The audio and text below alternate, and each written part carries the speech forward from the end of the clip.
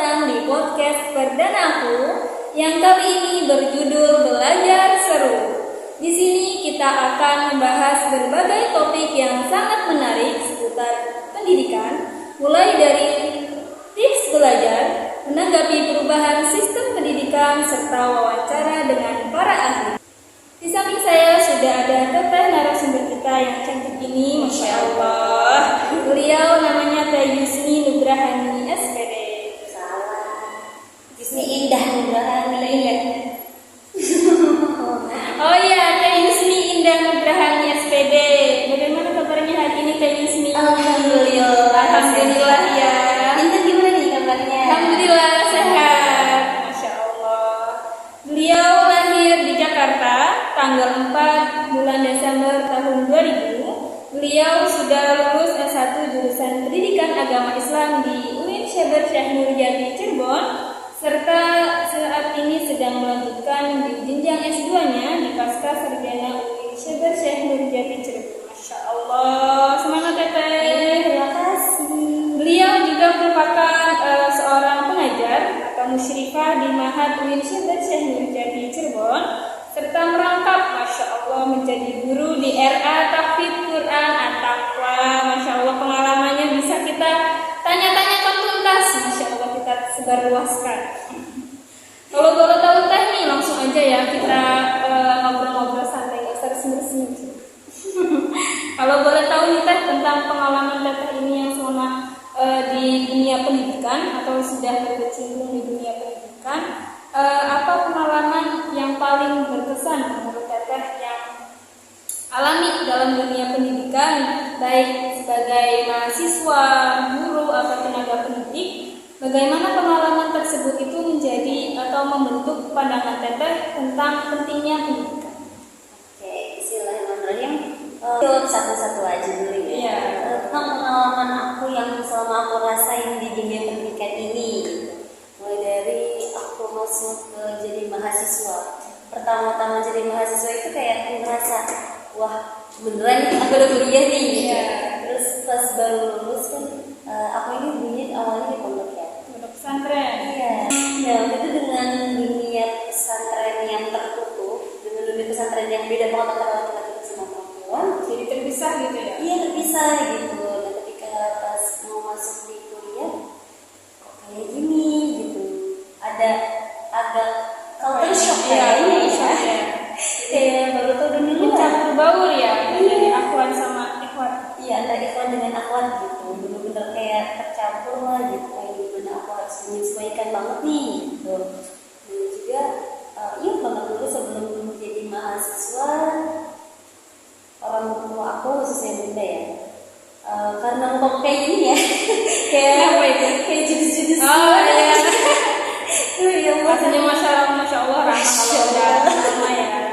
iya, waktu itu Bunda sampai misalnya Kak kamu di tempat orang, nanti jangan terlalu judus kamu lagi sebelum gitu. Biar nanti kamu dapat teman. Orangnya agak-agak introvert ya, agak susah gitu untuk Berbaur, Iya, bersosialisasi. Iya. Kalau pas menjadi pendidik nih, pengalaman teteh yang sangat berkesan yang menjadi, wah ternyata jadi guru tuh membawa pengaruh yang positif. Atau Pertama kali aku ngajar itu di sini di Ma'had. pertama kali berarti ya? Iya, pertama kali belajar pertama kali ngajarnya di Ma'had gitu. Konsep aku di mindset aku nggak boleh hanya sekedar ngajar, nggak boleh. Aku harus tahu karakter mereka, aku harus menjadi kakak bagi mereka, aku harus menjadi ibu bagi mereka, karena di sini kan hitungannya santri. Iya. Dan aku merasain selama aku nyantri itu kayak homesicknya ada. Iya, kangen rumah, pengen pulang. Pasangan bunda gitu. Itu pasti ada, walaupun di sini aku nggak bisa masakin anak-anak kelompoknya aku, setidaknya aku bisa mendengarkan curhatan mereka. Iya, selama aku ngajar, aku kira kayak kalau fine-fine aja kita belajar. Ternyata emang harus kayak temen ya kan ya? Iya, harus kayak temen lah di mereka gitu. Itu di mindset aku yang pribadi gitu. Pernah satu ketika itu aku lagi ngajar ini Kelompok. Iya di kelompok aku, kan aku di kelompok 4. Kok aku lihat ini anak-anak kayak gini, ini berkesan sih, ini diam. Biasanya Kitanya bingung ya, ngapain itu pada diem gitu. Kitanya udah ngomong-ngomong panjang lebar, kok responnya diem gitu. iya, kalau responnya gini, kok tumben ada apa nih adik-adiknya aku, ada apa? Biasanya enggak.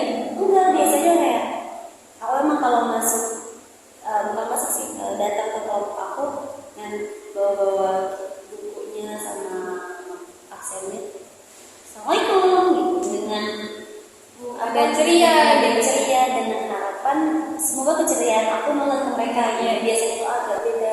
Aku mulai nih pelajaran waktu itu aku belajar kok kayak nggak semangat, terus sampai akhirnya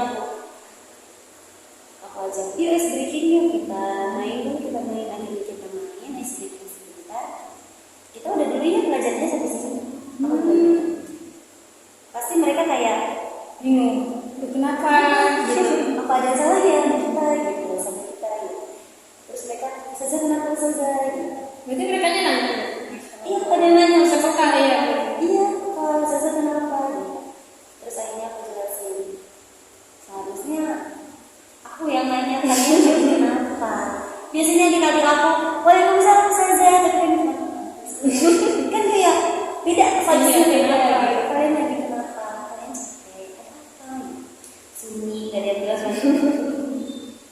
biasa-biasa mungkin dia enak kali ya gitu. Terus akhirnya nggak apa-apa kalau kalian berat, kalian sakit, kita nggak belajar dulu buat kalian karena penting. Kalau misalnya lagi suntuk capek ilmu nggak mau masuk gitu. Iya. Kan nggak mau gitu, kalian kenapa saja capek saja UTS nggak telepon saja ini saja ini itu mereka aktif nyeritain satu-satu walaupun nggak yang gitu enggak, tapi kayak saja aku ini iya tahu saja aku Jadi sebagai pengajar juga kita bukan berarti cuma belajar dari ilmu, dan juga mendekatkan karakter kepada biar mereka juga nyaman. Insya Allah. karena selama yang dulu aku pelajari selama di pondok itu antara pengajar dan pendidik itu beda. Nah, aku mau yang di pendidik ini yang nggak cuma belajar selesai tapi iya juga aku tahu sifat dan karakter anak aku masuk di dunia mereka. Pertanyaan selanjutnya, menurut Tante, apa tantangan terbesar yang dihadapi dunia pendidikan saat ini? Anda sudah bermanfaat mengajar di RA, lah bagaimana teknologi atau perubahan sosial atau isu global mempengaruhi proses belajar mengajar? Adanya teknologi itu pengaruh besar di positif atau negatif? Karena aku mengajarnya offline ya secara Langsung. sebenarnya berpengaruh karena membantu juga kayak misal ada yang nggak bawa Al-Quran digitalnya, tapi lebih ke untuk di mahasiswa ya, untuk teman-teman mahasiswa agak berdampak negatif sih menurutku. Banyak kan? Iya, karena mereka memang ketika lagi belajar itu, ketika aku jelasin mereka merhatiin. Tapi ketika di sela-sela aku lagi nulis, misalnya nulis contohnya nih, ini itu contohnya begini gitu, kan ditulis dulu nih di papan tulis, terus mereka ada yang memakai. Jadi kayak Nggak fokus gitu ya. kurang memperhatikan. Awalnya aku kayak positive thinking, mungkin dia ngecek aku ada tugas atau perubahan jadwal karena aku ngajar di Bangka Subuh sama Badan Maghrib kan. Iya. Aku mikir kayak gitu, cuman kok ini kayak sering terus sempet kepergok dia Ternyata volumenya tuh full. Oh. Ternyata TikTok. waduh, scroll Lagi belajar, gitu kan lagi belajar loh deh. ini yang suka scroll pas Prestasi kok. Aku tandain kalau kalian nonton ini. Aku nggak marahin, cuman boleh ditaruh dulu HP-nya, kita fokus dulu. Jadi langsung peringatan dulu gitu. Iya, peringatan dulu. Tapi selama ini alhamdulillahnya aku nggak sampai ke nada yang bisa lepas nanti. Alhamdulillah enggak. Kayak gitu. Nah itu yang teman-teman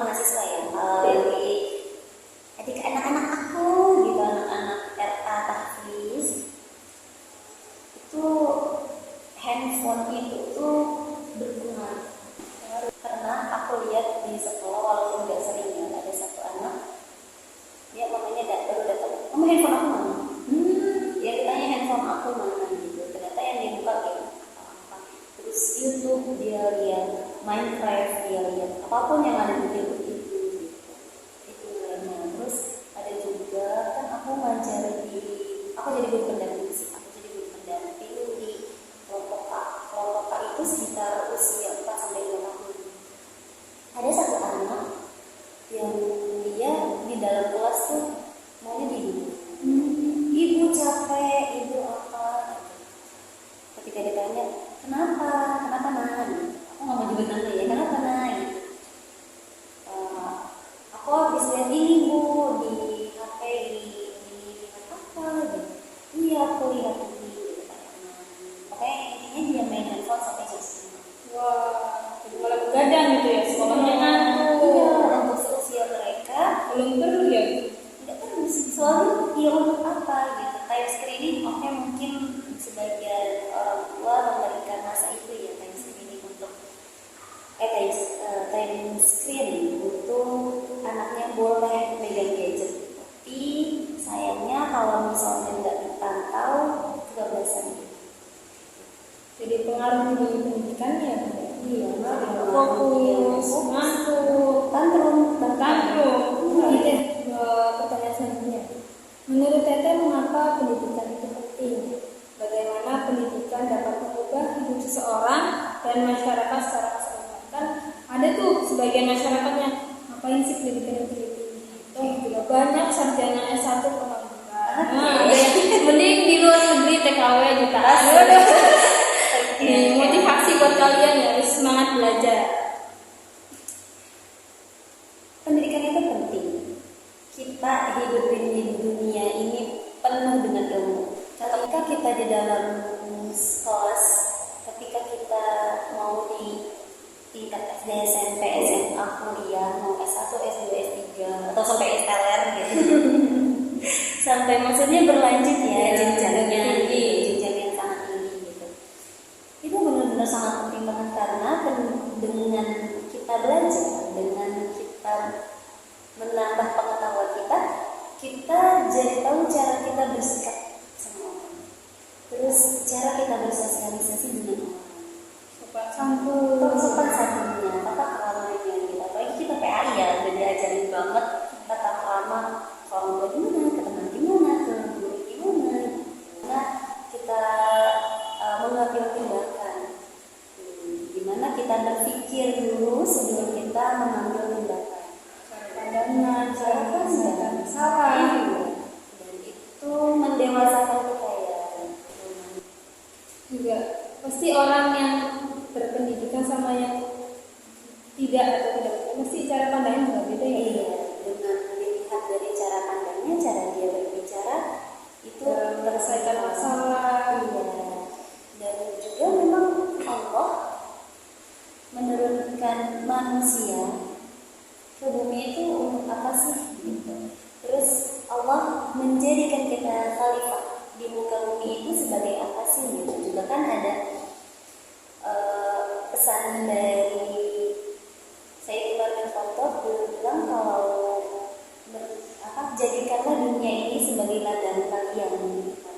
Ladang ya, bisa untuk mencari ilmu gitu, belajar ya. Kalau kita nggak belajar ya kita mau tahu apa, kita kita udah dikasih apa sih berpikir. Iya, Allah sudah memberikan akal untuk kita sebagai pembeda antara manusia dengan hewan kan. Allah memberikan akal untuk kita gunakan dengan sebaik mungkin. Baik Teteh, ini pertanyaan terakhir. Insya Allah, apa sih pesan yang ingin Teteh sampaikan kepada para pemirsa atau pendengar, terutama bagi mereka yang sedang berjuang dalam perjalanan pendidikannya, yang sedang lagi sekolah, yang lagi sedang kuliah, pesan-pesan yang Teteh ingin sampaikan? Motivasi. Insya Allah. Ini kita sama-sama ambil pelajaran bareng aja ya. Ini untuk aku juga, ini untuk para pendengar yang ada di rumah sana. Aku berpesan untuk diriku dan untuk kita semua, kita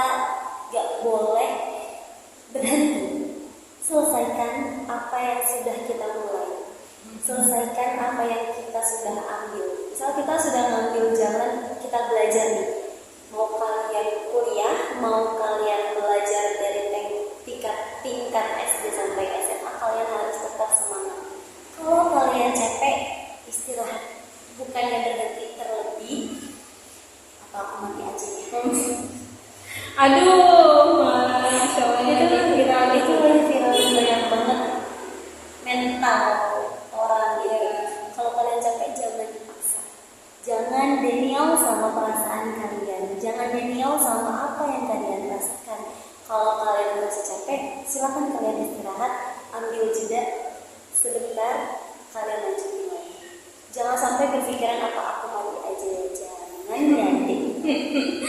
Itu Masya jalan Allah. pintas yang sangat tidak boleh diambil ya, karena kamu itu sebenarnya sangat diberikan banyak nikmat sama Allah selama kita hidup. Kan ada tuh orang-orang yang bilang kalau kita ditanya sebelum kita lahir, kamu mau hidup di dunia atau tidak? Iya gak sih, pernah dengar kayak gitu? Belum pernah. Oh belum pernah. Ada, aku pernah dengar kalau kita itu sebelum dilahirkan itu ditanya, kamu itu mau hidup di dunia atau tidak? Kalau hidup di dunia, kamu lahir sama keluar. Nah itu dengan secara tidak kita sadari kita sudah mengambil langkah itu kan. Sudah memilih untuk hidup. Kita sudah memilih untuk hidup. Dan dunia ini sebenarnya seru loh. Seru banget, ada nangisnya ya enggak? Ada sedihnya, ada sakitnya, ada ketawanya. Ya, pasti ada sedih, ada bahagia, ada masalah sedih. Pasti juga nanti terbit bahagia. Iya, pasti nanti akan ada ending bahagianya insya Allah. Selama kalian tidak boleh berhenti, apalagi berhenti secara paksa. Manusiawi memang kalau capek. Ya, aku bilang tadi kita istirahat dulu, kita ambil jeda dan kita lanjutkan lagi aktivitas yang selanjutnya. Ya. Oh iya juga yang ini kuliah sekolah tinggi-tinggi berapa? Yang untuk diri kita sendiri. Untuk apa yang untuk diri kita sendiri? Untuk menjadi insan dan menggugurkan kewajiban kita untuk menuntut ilmu. Ya, wajib gitu ya sebagai seorang. Juga itu untuk siapa sih? Untuk diri kita sendiri. Ketika nanti kita berkeluarga, oke.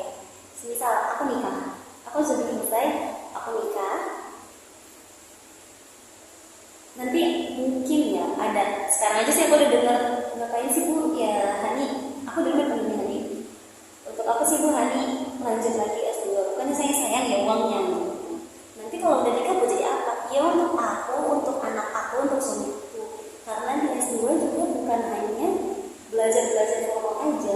Kan nanti juga mau setinggi apapun kalian belajarnya, mau serendah apapun kalian belajarnya, ketika kalian berkeluarga, kalian akan mengajarkan itu untuk ruang lingkup kecil dulu ya, untuk anak kalian, untuk suami kalian. Bukan suami bukan kita yang ajarin ya, bukan, tapi gimana cara kita bersikap Iya. ke suami kita. Juga perlu ilmu gitu ya. Untuk iya kita perlu ilmu banget gitu. Dan nanti kita sebagai perempuan yang akan menjadi madrasah pertama bagi anak kita, juga akan menjadi orang tua, belajar tinggi-tinggi itu pasti ada efek yang terasa di anaknya. Karena kalau misalkan anaknya nanya, "Mah ini apa, kita tahu, kita bisa ajarkan, kita bisa bimbing mereka." Itu juga dengan pendidikan tentunya. Iya. Dan untuk kalian yang sedang menjalani sekolah, lagi galau mau lanjut atau enggak ya kan? Ya jangan kemakan omongan orang-orang yang udahlah cukup S1 aja, gak usah lah kuliah ini. Iya, cari kerja gitu. Semuanya itu pilihan. Dan itu pilihan kita, jangan dengerin apa-apa. Kalau punya kesempatan, kenapa nggak diambil? Kenapa tidak? Baiklah, telah sampai kita di ujung acara. Terima kasih banyak untuk Teh Yusni telah berkenan hadir di podcast perdana saya, Masya Allah, dan telah memberikan kita semua banyak ilmu pengetahuan baru dan motivasi semangat belajar. Semangat, tidak boleh putus asa. Semoga apa yang kita bahas hari ini bisa menginspirasi penonton semua untuk terus belajar dan berkembang. Ingat, pendidikan itu bukan hanya tentang nilai, tapi juga tentang bagaimana kita menerapkan ilmu yang kita dapat untuk kebaikan, baik itu kebaikan untuk diri kita sendiri maupun orang lain. Masya Allah. Jangan lupa untuk share podcast aku kali ini ke teman-teman Anda sekalian. Terima kasih, sampai jumpa. Wassalamualaikum warahmatullahi wabarakatuh.